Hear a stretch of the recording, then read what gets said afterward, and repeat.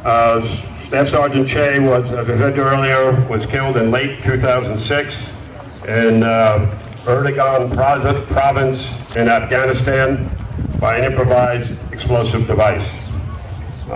Some of you may have seen there happened to be a PBS reporter and camera crew, unfortunately, with them, and it was actually filmed.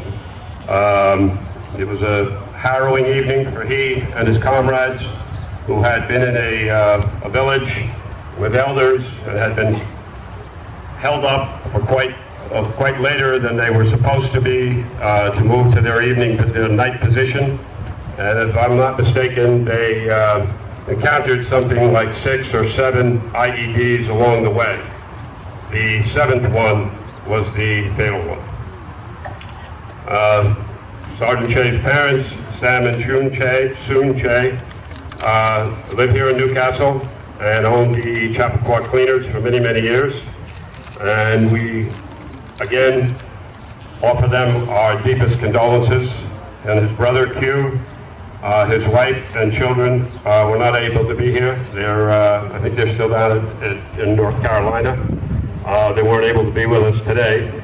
But we do have friends of Sergeant Che, gentlemen who have actually served with him, both in the United States and in Afghanistan.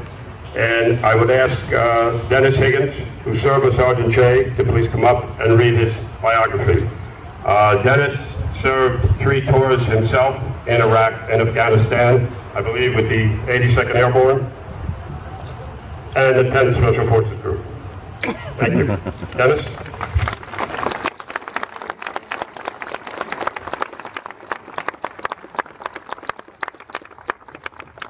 Thank you. If I'm going to talk about one of my fellow black sheep, I need to dress appropriate. So.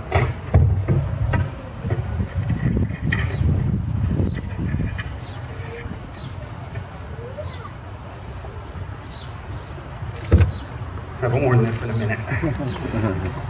Staff Sergeant Q.H. Che, United States Army, was born in 1972 in the ancient South Korean city of Daegu. Today, the city of his birth is a modern, bustling Asian metropolis.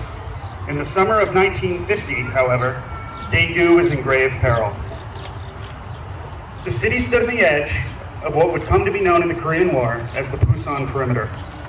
Despite sustained communist attacks, the Allied forces would hold the line due not only to the bravery of the troops, but also to the daily intelligence reports their commanders received on communist intentions. 29 years after the successful defense at Pusan, Q and his family left the land of the morning calm for America and eventually settled in the New York village of Mount Kisco. As he grew into adulthood, Q took pride not only in his South Korean heritage, but also in the fact that he'd become an American. In time, Q graduated from the State University of New York at Albany and attended the Brooklyn School of Law. However, in January of 2001, in the same spirit as the defenders of Daegu in 1950, Q would forego his law studies to devote himself to the cause of freedom and join the U.S. Army. For a time, he considered pursuing a commission, but his goal was to become an accomplished linguist, and the only way to get guaranteed instruction in that kind of military specialty was to enlist.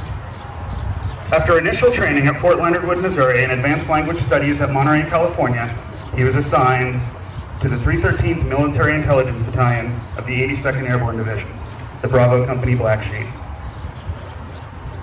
Force in war is the ultimate weapon, but in addition to force, a nation, in order to prevail in wartime, must also consistently develop the capability to obtain the critical information of its adversaries while protecting its own. Knowing enemy intentions not only increases the odds of victory, but also raises the chance that those in harm's way will one day be able to return home to their families. Staff Sergeant Che, due to his background in Special Forces, was an accomplished warrior. Moreover, he was equally adept in the world of linguistics.